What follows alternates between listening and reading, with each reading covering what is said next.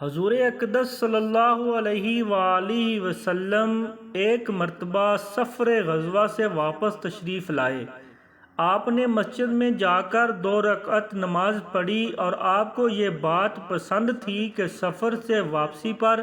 پہلے مسجد میں جائیں اور اسی میں 2 رکعت نماز پڑھیں،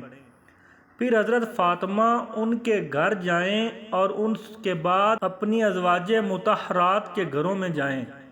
چنانچہ ایک مرتبہ سفر سے واپس تشریف لائے اور اپنی ازواج مطہرات کے گھروں سے پہلے حضرت فاطمہ کے گھر تشریف لے گئے تو حضرت فاطمہ سلام اللہ علیہا نے اپنے گھر کے دروازے پر آپ کا استقبال کیا اور آپ کے چہرہ انور اور آنکھوں کا بوسہ لینے لگیں اور رونے لگیں تو حضور صلی اللہ علیہ وآلہ وسلم نے استفسار فرمایا، کیوں روتی ہو؟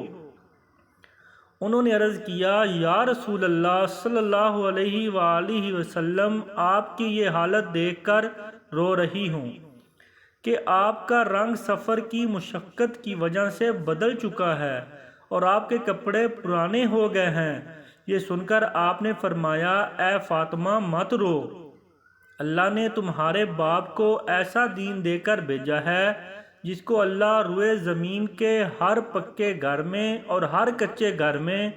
اور ہر خیمہ میں ضرور داخل کریں گے۔